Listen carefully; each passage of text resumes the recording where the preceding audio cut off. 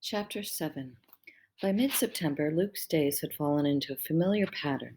He got up at dawn just for the chance to sit on the stairs and watch the rest of his family eat breakfast. They all rushed now. Mother had to be at the factory by 7.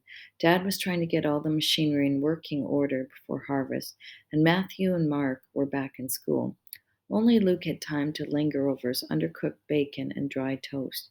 He didn't bother asking for butter because that meant someone would have to stand up and bring it over to him, all the while pretending for the sake of the open window they'd just forgotten something upstairs. As soon as the rest of his family had stomped out the door, Luke went back to his room and watched out the vents. First out the front to see Matthew and Mark climb onto the school bus, then out the back where the new houses were practically finished.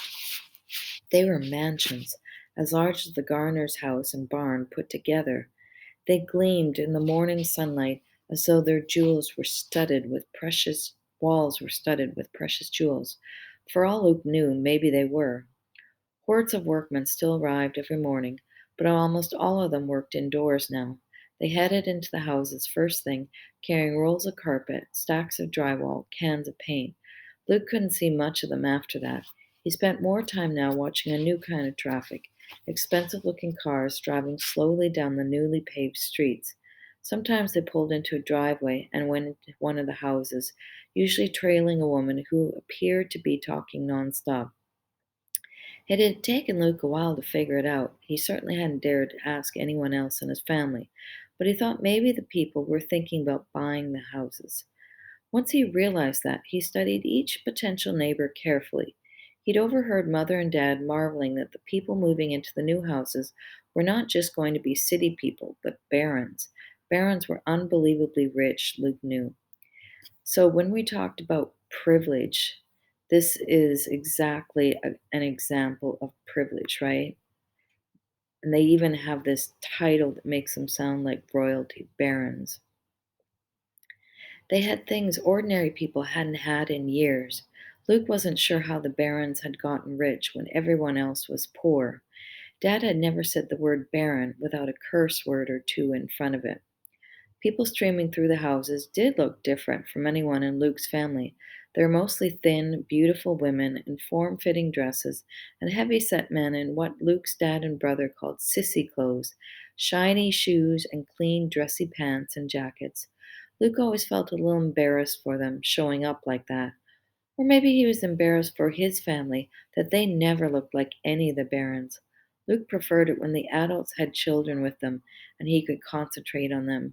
The smallest ones were always dressed up as their parents, with their hair bows and suspenders and other gigas, which just means it's like kind of a made up word, like things Luke knew his parents would never buy.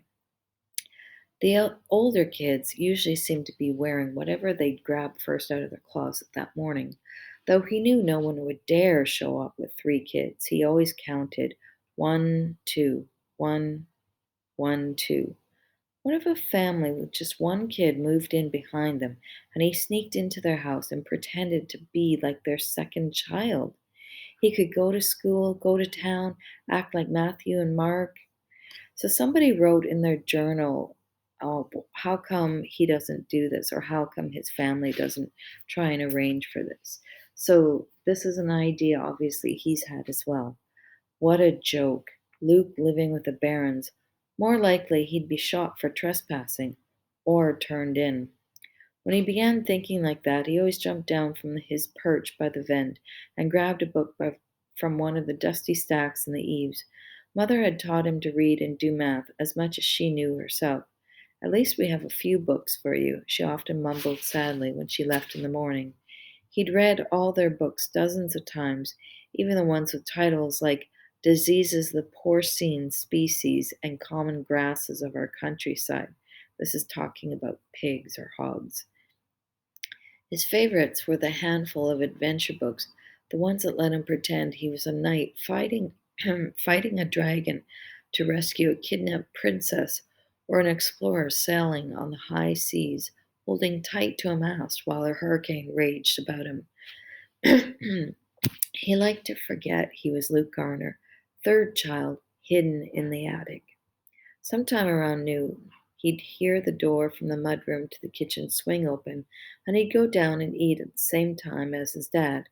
Without Mother, there were no homemade pies now, no mashed potatoes, no roasts that sent good smells through the house. Dad always made 4 sandwiches, checked to make sure no one could see him, then handed 2 of them to Luke in the stairwell. Dad never talked. He'd explained that he didn't want anyone overhearing him and wondering. But he did turn the radio on for the noon farm report, and there was usually a song or two that after that before Dad silenced the radio and went outside to work again. When Dad left, went back to his room to read or watch the houses again. At 6:30, Mother came home, and she always stopped in and said hi to Luke before rushing out to do a whole day's work in the few hours before bedtime. Usually Matthew and Mark came up to visit him too, but they could never stay long either. They had to help Dad before supper, then do homework afterwards. They had always been nicest to Luke outdoors. Before the woods came down, the 3 of them often played kickball or football or spud in the backyard after school and chores. Matthew and Mark always fought about who got to have Luke on his team, because even if Luke wasn't very good, the 2 boys together could always beat the third. Now they played half-hearted games of cards or checkers with Luke, but Luke could tell they'd rather be outside. So would he. He tried not to think about it. The best part of the day came at the end when Mother tucked him in. She'd be relaxed then. She'd stay for an hour sometimes, asking him what he'd read that day or telling him stories about the factory. Then one night, when she was telling him how her plastic gloves had gotten stuck in a chicken she'd de-gutted that day, Mother suddenly stopped in the middle of a sentence. "Mother?" Luke said. She answered with a snore. She'd fallen asleep sitting up. Luke studied her face, seeing lines of fatigue that hadn't been there before, noticing the hair around her face now held as much gray as brown. "Mother?" he said again, gently shaking her arm. She jerked. "But I cleaned that chicken. Uh, oh, sorry, Luke. You need tucking in, don't you?" She fluffed his pillow and smoothed his sheet. Luke sat up. "That's okay, Mother. I'm getting too old for this anyway." He swallowed a lump in his throat. So what does that indicate? He's trying to be the man here, right? But he's very upset, a lump in his throat. "I bet you weren't still tucking Matthew and Mark in when they were 12. "No," she said quietly. "Then I don't need it either." "Okay," she said. She kissed his forehead anyway and turned out the light. Luke turned his face to the wall until she left. So he recognizes the sacrifice that she's making, right? Chapter 8. On a cool, rainy morning, a few weeks later, Luke's family left in such a rush they barely had time to say goodbye.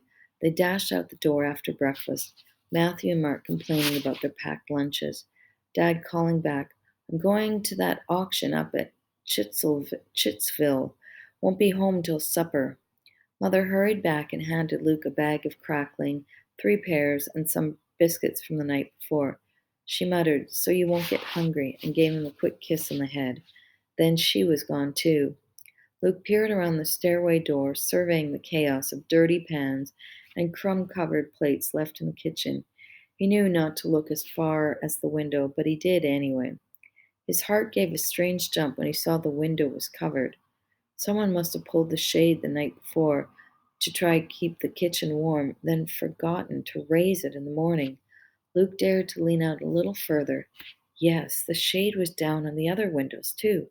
For the first time in almost 6 months, he could step out into the kitchen and not worry about being seen. He could run, skip, jump, dance even on the vast linoleum without fear.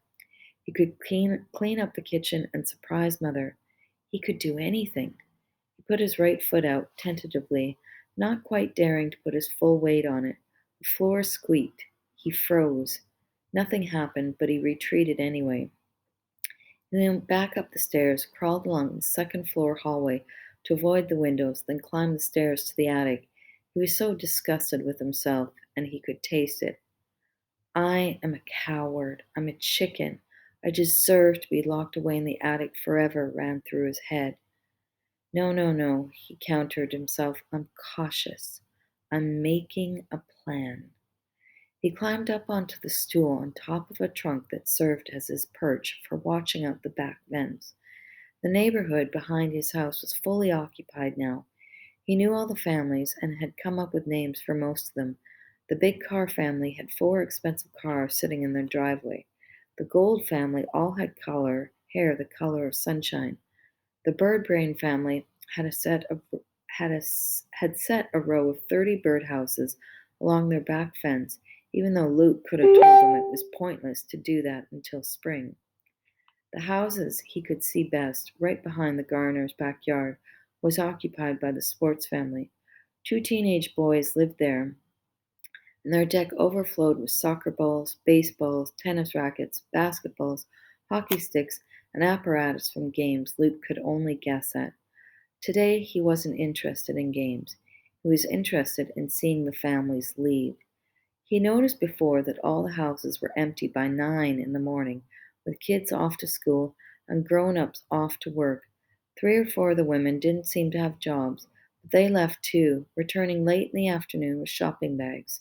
Today he just had to make sure no one was staying home sick.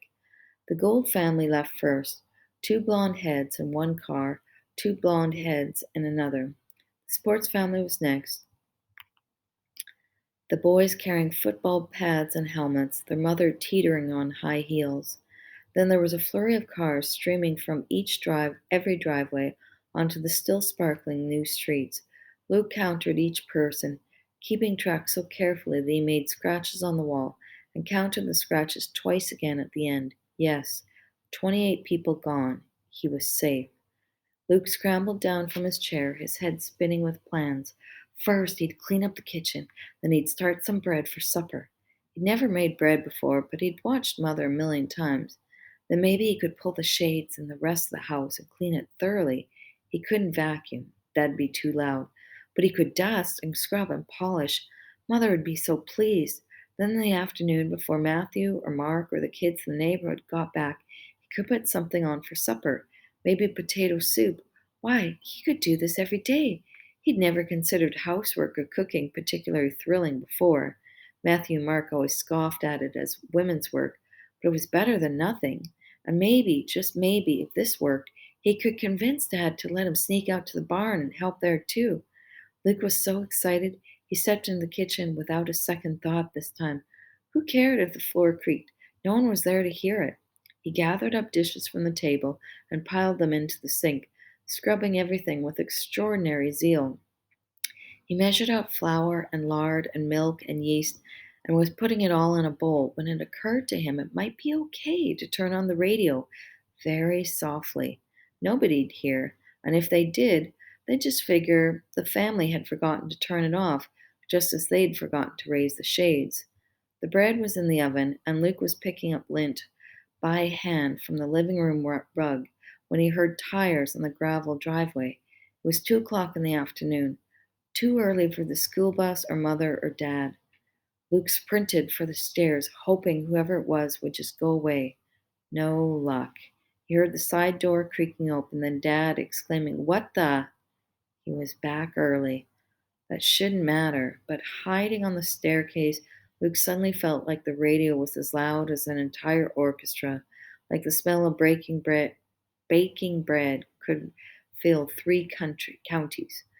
Luke, Dad yelled. Luke heard his father's hand on the doorknob. He opened the door. I was just trying to help, Luke blubbered. I was safe.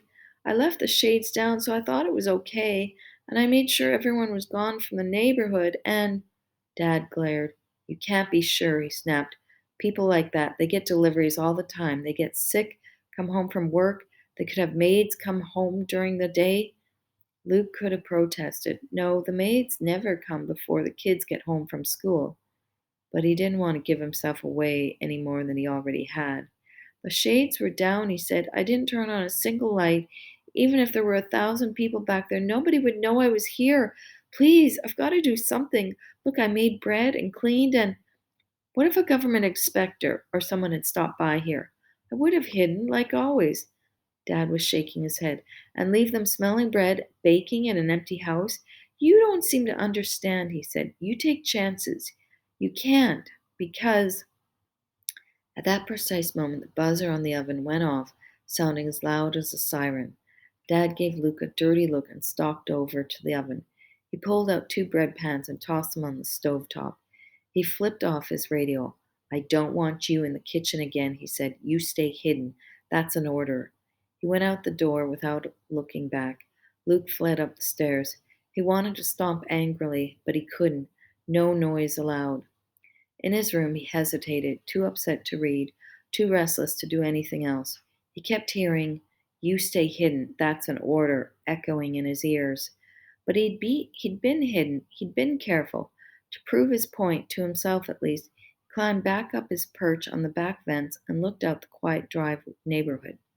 All the driveways were empty. Nothing moved, not even the flag on the Gold family's flagpost or the spokes on the Birdbrain family's fake windmill. And then, out of the corner of his eye, Luke caught a glimpse of something behind one window of the Sports family's house. A face, a child's face, in a family where two boys already lived.